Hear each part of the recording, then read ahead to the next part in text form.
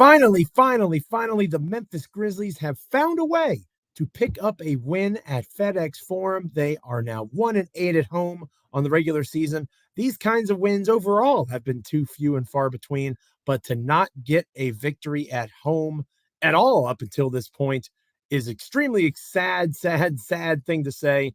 Thankfully, we don't have to say it much anymore, if at all, because it's over. How did the Grizzlies get the job done against the Utah Jazz at FedExForum for their first win at home of the season? We're going to talk that more on this episode of Locked On Grizzlies. Lock in with me. You are Locked On Grizzlies, your daily Memphis Grizzlies podcast, part of the Locked On Podcast Network, your team every day.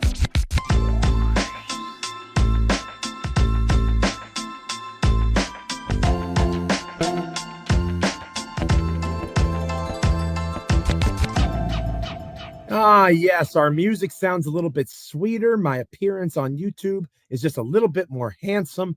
Everything seems brighter after a Memphis Grizzlies victory these days because they are so few and far between, it seems, and they were rare to find at home because they hadn't happened at home for the Memphis Grizzlies up until Wednesday night, knocking off a Utah Jazz team that is now 1-8 on the road. The Memphis Grizzlies are 1-8 at home, with that one coming at the unfortunate hands of the Utah Jazz. The streak was always going to end. The dog days were always going to be over at some point. Now is the time, and it is a good time to check out Locked On Grizzlies. We are free and available wherever you get your podcasts as proud members of the Locked On Podcast Network, your team each and every day. Check us out on YouTube, wherever you get your podcasts. Like, comment, rate, review, subscribe. Each and every time you check out the show, hopefully you're an everydayer. Shoot us a line in the comments. Let us know how we're doing. All those fun things. Feedback is welcome here at Locked On Grizzlies. And this episode of Locked On Grizzlies is brought to you by Game Time. Download the Game Time app, create an account, and use the code LOCKEDONNBA for $20 off your first purchase over at Game Time. It was game time for the Grizzlies. On Wednesday night, they took on the Utah Jazz in a game, to be winless at home, taking on the Utah Jazz, who are not particularly good. On a Wednesday night, the crowd was late arriving. You'll notice to Michael Cole, my co-host from the Commercial Appeal, not here. I'm Joe Mullinax, by the way, formerly of Bluff City Media. Now exclusively, at least for the moment, of Locked On Grizzlies. Exciting to be able to focus a little more full-time here on the podcast side of things. And DeMichael has talked about, energy-wise, the issues that the team was having, the swagger that Dylan Brooks has mentioned, all the different stuff. Sometimes it's as easy to say as, you're just, you don't like losing, right? Like, how excited can you be if you show up and you lose every time you play at this place? So the Grizzlies started well. The Grizzlies got success well. They got hot, especially in terms of scoring inside the paint. We'll talk about that. And it really took off in the second quarter. So the first half was where the Grizzlies kind of pulled away from the Utah Jazz, a dominant second frame where Memphis pretty much got whatever they wanted, and they played some of their best defense of the season to this point in that quarter as well. Playing a Utah Jazz team without Lauri Markkanen, that's important to point out, right?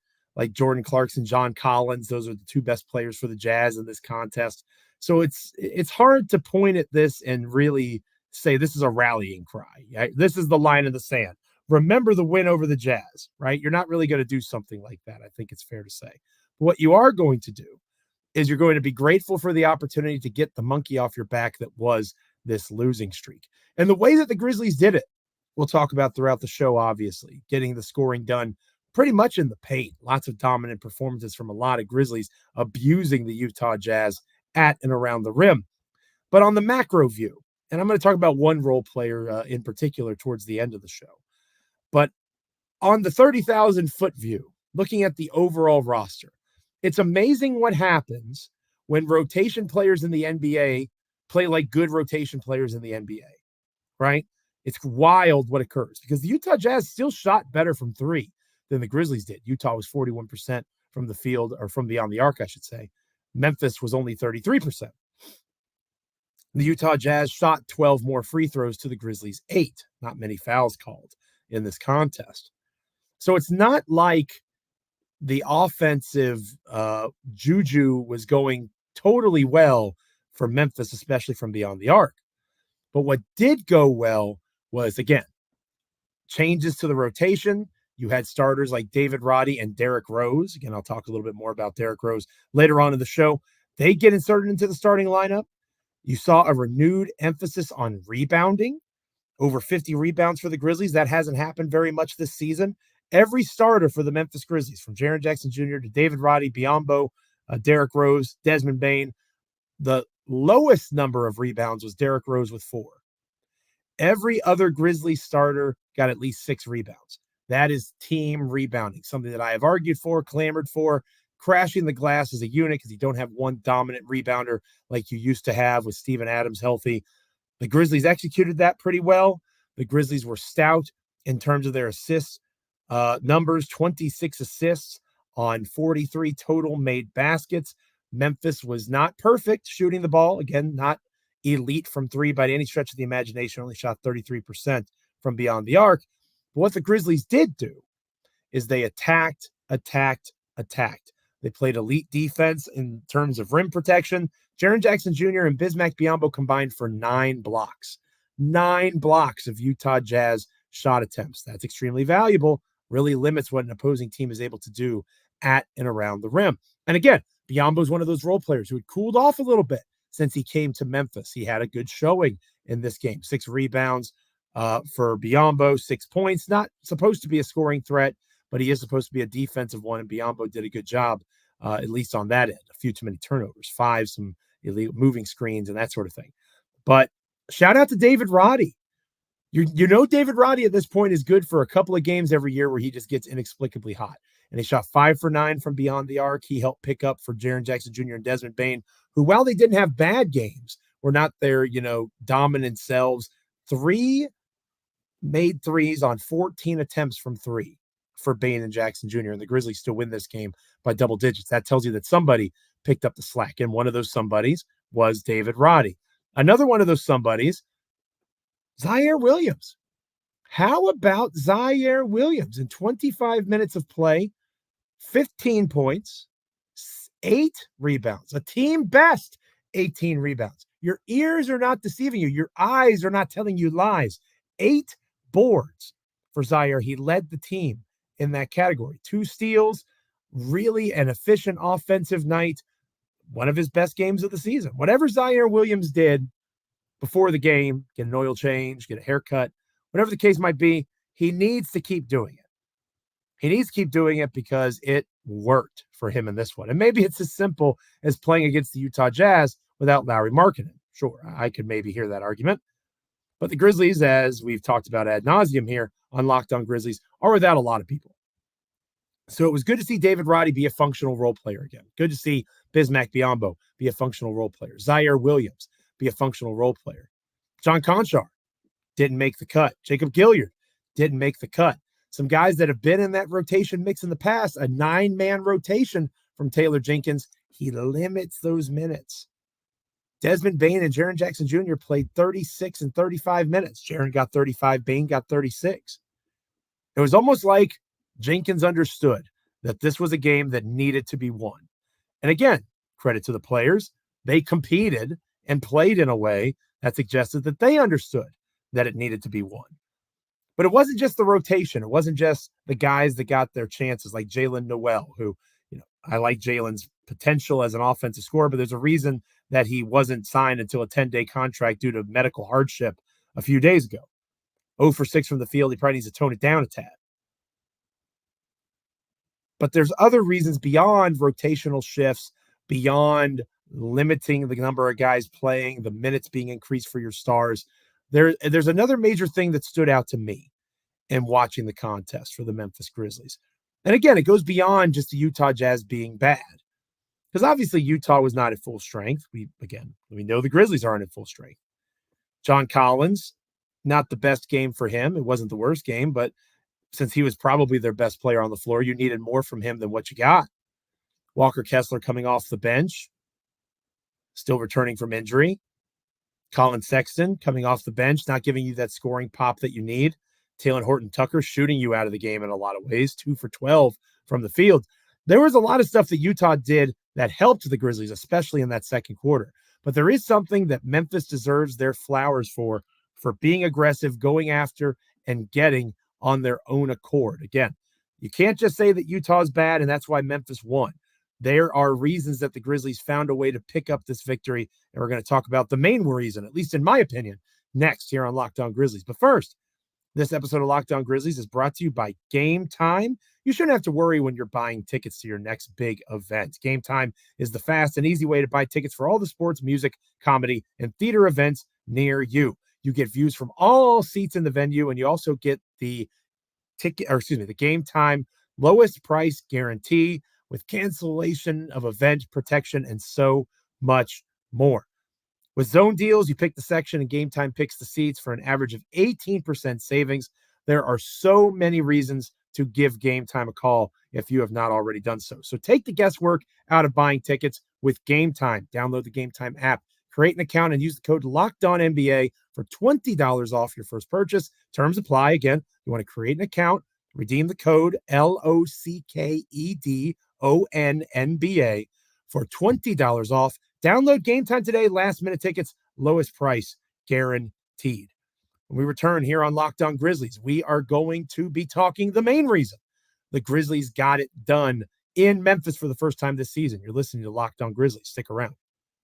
Welcome back to Locked On Grizzlies. I am Joe Mullinax, formerly of Bluff City Media, formerly of SB Nation, formerly of Fansided and Grizzly Bear Blues. Lots of different bylines. Taking a bit of a break from writing, and we'll see where things take me moving forward. I'm excited to focus in on Locked On Grizzlies for a bit here, and I'm focused in on you for the remainder of the show.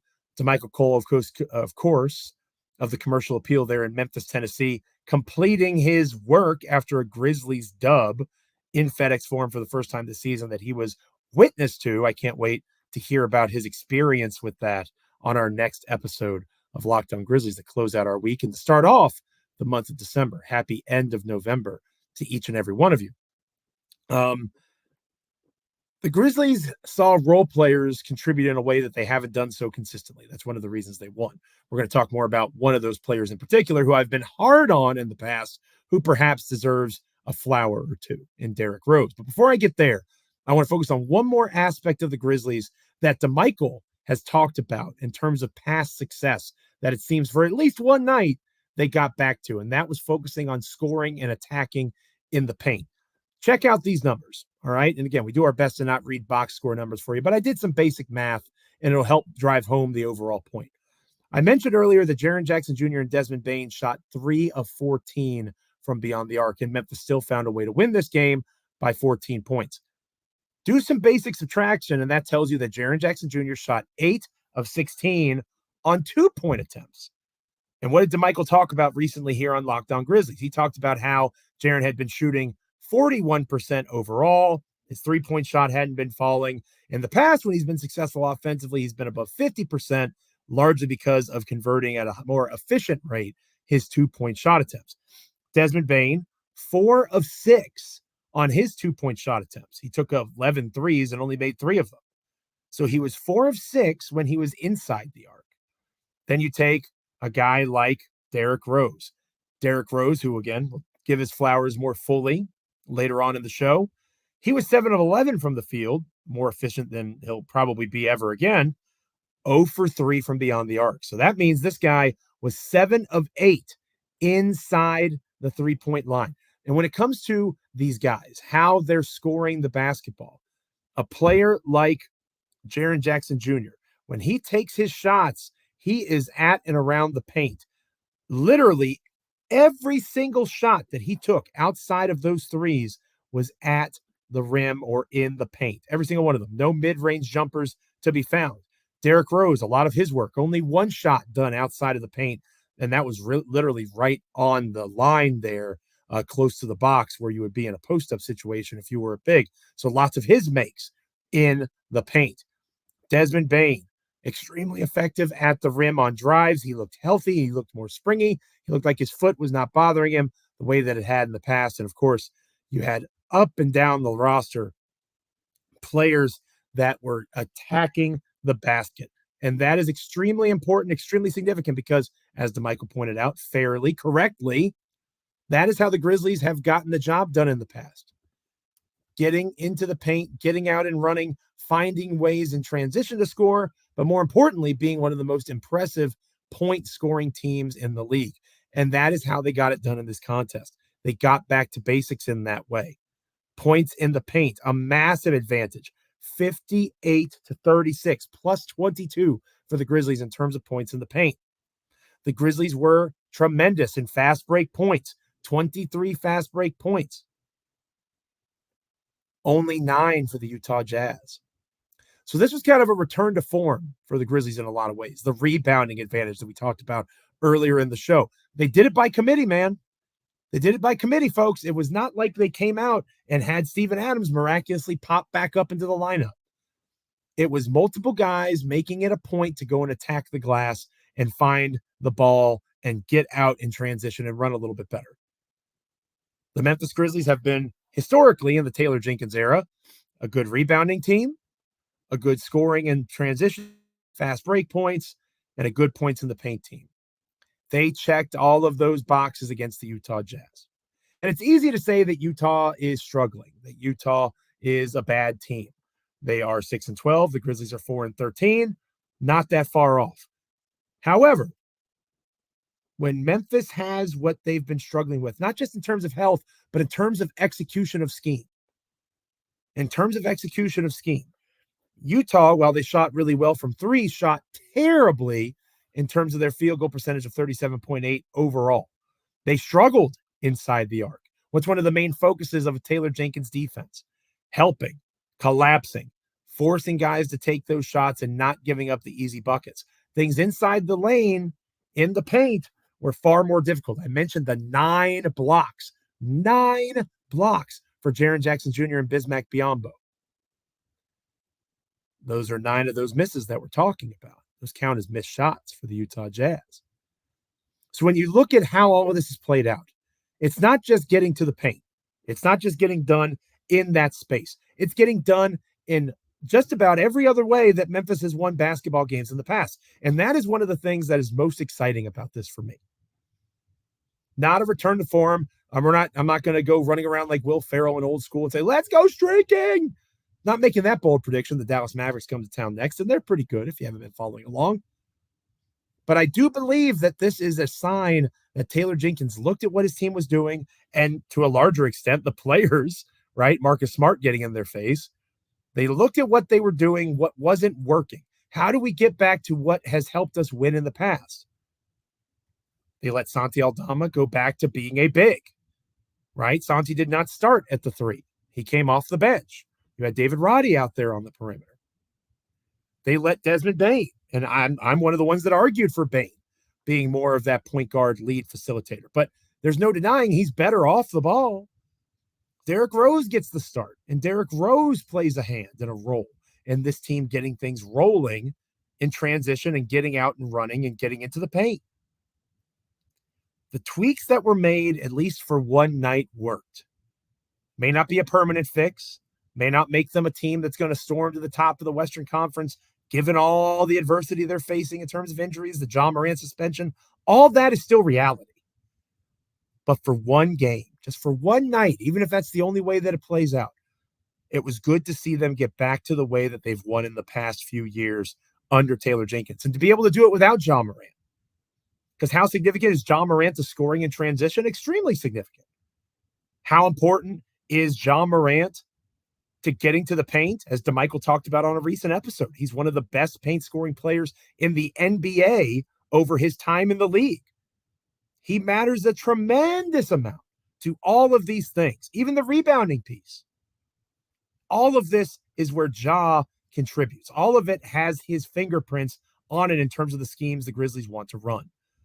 So at least in the aggregate, for one game against a wounded Utah Jazz team that isn't much better than Memphis, the Grizzlies were able to piece together and find ways to get out and run, to clean the glass, to defend the paint, to win games the way that they have won them before. Could it rekindle a spark? Maybe. We got a long ways for it to go to be a blaze. But there definitely was promising things. And the fact that they were aggressive getting to the paint, successful in that endeavor, is one of the main reasons. But the rebounding, scoring in transition, it was a vintage Memphis Grizzlies win against the Jazz on Wednesday night. When we come back here on Locked On Grizzlies, I'm going to If you've been following my career over the last decade, you know it's hard for me to admit when I'm wrong. And I'm not promising that I'm going to admit I'm wrong now, but we're going to talk about Derrick Rose and the admittedly strong showing he had against the Jazz next here on Locked On Grizzlies. But first, I want to remind you that Locked On has launched the first ever national sports 24/7 streaming channel on YouTube. Locked On Sports Today is here for you 24/7, covering the top sports stories of the day with the local experts of Locked On, plus our national shows covering every league. Go to Locked On Sports Today on YouTube, subscribe to the first ever national sports 24/7 streaming channel. This episode of Locked On Grizzlies is also brought to you by FanDuel Sportsbook. The NBA is obviously hot right now, but so is the NFL, of course. And as the weather gets colder, the NFL offers stay just as hot over at FanDuel. Right now, new customers can get $150 in bonus bets with any winning $5 moneyline bet. That's right, you heard me correctly, $150 if your team wins. You've been thinking about joining FanDuel. There's no better time to get in on this action. The app is so easy to use, and there's a wide range of betting options, including spreads, player props, over-unders, and so much more. So again, stop waiting around. Get in on this fun. Join FanDuel.com/lockedon and continue to grind through the NBA season, but also have fun with the NFL. FanDuel, an official partner of the NFL. Derrick Rose, will he get an apology from me? Probably not. Will he get flowers from me? Absolutely. We'll talk about it next. Stay with us here on Locked On Grizzlies. Welcome back to Locked On Grizzlies. I am Joe Mullinax, formerly of Bluff City Media, now formerly of Grizzly Bear Blues, former contributor over at SB Nation, FanDuel, all sorts of different places that I used to write, focusing on Bluff City Media's, I guess, competition in terms of one of their podcasts, Locked On Grizzlies, for the time being, and I wish all the folks over at Bluff City Media well.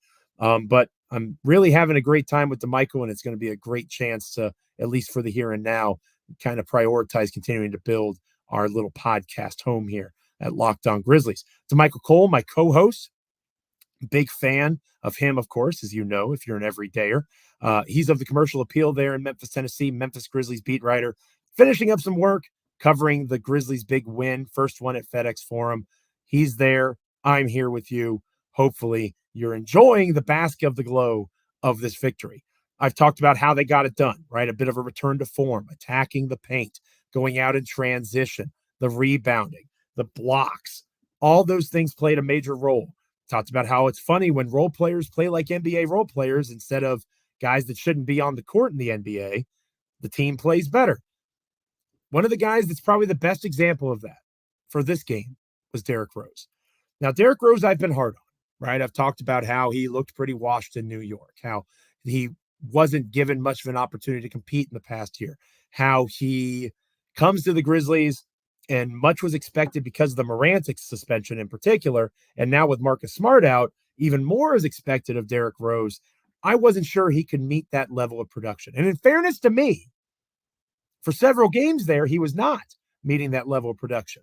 It was abnormal three-point connections that were boosting his scoring numbers. Everything else suggested, from his shooting inside the arc to his assist turnover ratios, he was struggling mightily and was one of the reasons Memphis started so slowly.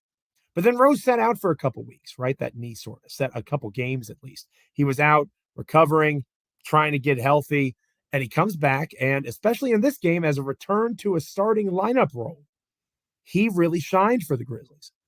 One of the things that was the most important reason that Memphis won this game from a Derrick Rose perspective is the way that he protected the basketball, to be honest with you. Because obviously the fact that he scored the ball extremely well inside the three-point arc, 7 for 8, that's fantastic. That's also extremely unrealistic to expect from him moving forward. You know what is a realistic thing to expect from him moving forward? Making sound decisions with the basketball. And that's exactly what he did against the Utah Jazz. 9 assists, only 1 turnover. That is the exception to the season so far for Derrick Rose, not the rule. You usually don't see him being that solid in terms of managing and maintaining possessions. He got out in transition, got out and ran. He was a good rebounder at 4 boards out of the point guard position, and he really showed his impact throughout the contest, logging 27 minutes in the game, giving guys like Desmond Bane a chance to be their best selves, and also finding open shooters because the Jazz were leaving the guys open. David Roddy was not respected by the Utah Jazz as a three-point connector. Derrick Rose respected him, and Derrick Rose found not just him, but others as he created off of that dribble penetration. So, Michael Cole, my co-host, has talked about in the past, obviously Derrick Rose is not close to what Joe Morant is now as a basketball player, but what they do have in common, what they do share, is a style of play. That's fair. And if you're going to be without Joe Morant, if you can't have that level of athleticism, that movement, the quickness, the speed in the running game, out in transition, you can at least have somebody who within the schemes that you've developed can manipulate some of those situations. And that's a fair way to describe Derrick Rose. And he took that to another level in this particular game, because not only did he manipulate, he created. It wasn't just a maneuvering. It wasn't just a shuffling. It was a finding of scoring opportunities, not just for himself, but for others. He was directly responsible for a large amount of the Grizzlies' points that were scored in this contest. If he's able to do that, I'm not saying they're going to beat Dallas, but they're going to be more competitive than they would have been otherwise, because this Derrick Rose puts them in a spot where they can compete. This Derrick Rose allows for them to be able to stick to that offensive game plan, to attack the paint, to find open shooters off of dribble penetration after the fact of establishing that you are trying to get to the rim and score some points. And remember, the Grizzlies didn't shoot very many free throws in this game. That's not where they killed the Jazz. They only attempted 8 free throws, the Memphis Grizzlies did, even though they made scoring in the paint such a priority. Doesn't mean that the refs had a bad game. Maybe the Jazz just weren't able to stay in front of Memphis. But the point is, the Grizzlies shot 33% from 3, which isn't great, only attempted 8 free throws, and that they scored over 100 points, and they shot almost 50% from the field in total. They were extremely efficient and effective in their 2-point scoring. And that's not just because of a bunch of guys that suddenly figured out how to create for themselves off the dribble. If you've been watching these Grizzlies all season, you know that is most certainly the case. On this particular night, in this particular game, it was because one of those guys that is still capable of creating for himself off the dribble went off in that regard. And he took that energy and effort and he applied it to helping create shots both on the perimeter and around the paint for his teammates. It was a lot of fun to watch. And again, I lived in Memphis for 3 years. I still have connections to the city, obviously, including this podcast. I know how significant Derrick Rose is to the city of Memphis and that Memphis Tigers basketball program. I get it. And I get why DeMichael, who grew up in Memphis and has those connections to that guy and those teams, I understand the passion. And I want people to be passionate. Apathy is the worst. Whether you love me or you hate me, that's cool from a blogger, media, podcast standpoint. You can love me, you can hate me. Don't feel indifferent towards me, because that's where the attention goes away. And that's where my opportunity to keep doing what I like to do, like this job, I lose that because I don't get a reaction. Derrick Rose took a step as a leader, as a veteran presence, and the rest of the team followed. And they, again, got back to what they've done in the past. And Rose helped not just manipulate, but synthesize. Not just rearrange, but create more of those opportunities for these players. And for that, I will give him his flowers. His time in New York ended poorly. He still had injury issues less than a month into the season with his knees that have been a problem in the past. There's still plenty of reasons to logically be concerned. I'm not letting those go. But I am going to give him his flowers and acknowledge him as a major reason why the Grizzlies were able to do what they did against the Utah Jazz, which is win their first home game of the 2023-2024 season. And if Derrick Rose can continue to do that, the Grizzlies have a chance to right the ship a little bit, maybe win a couple more games here before Joe Morant returns later on in the month of December. Thank you so much for being with me on this episode of Locked On Grizzlies. I want to once again remind you of Locked On Sports Today, the first ever national sports 24/7 streaming channel on YouTube. Go check it out for covering the top sports stories of the day with the local experts of Locked On, plus our national shows that cover each and every league. Go to Locked On Sports Today on YouTube. Subscribe for the first ever national sports 24/7 streaming channel. The next time Locked On Grizzlies is on YouTube and wherever you get your podcasts, it'll be DeMichael Cole flying solo. This will be my last show for the week. So DeMichael will take you into the weekend with a Friday episode that I'm sure will preview the Dallas Mavericks, as that is the next opponent on the Grizzlies schedule. I'm also sure he might, talk about his experience witnessing Memphis and the energy of FedEx Forum, finding a way to pick up that victory and how the fans reacted, all that sort of stuff. Being the Grizzlies beat writer for the Commercial Appeal obviously has its privileges in that way. And then whether DeMichael talks about it on Friday or we'll do it down the road, the in-season tournament, the group stage stuff, obviously, the next games have been announced, what Memphis will be doing next week, all sorts of stuff that we can talk about going into a unique week in the NBA with that knockout stage beginning for the in-season tournament. So lots of different angles that we can take here on Locked On Grizzlies. Thank you for taking the angle and making the choice of being with me on this episode, whether you're an everydayer or this is your first time checking out Locked On Grizzlies. It is appreciated, and I hope that you'll be back with us tomorrow. For my wonderful co-host, DeMichael Cole, and for you, my wonderful listener or viewer that hung out with me throughout the entire episode, I am Joe Mullinax. I am grateful and appreciative of the Locked On Podcast Network. I am happy to say that I am a co-host on this show, and I am grateful beyond measure for the chance to once again say that you can like, comment, subscribe, rate, review, wherever you get your podcast. Check us out on YouTube. Have a great rest of your week. I'll catch you next time on Locked On Grizzlies.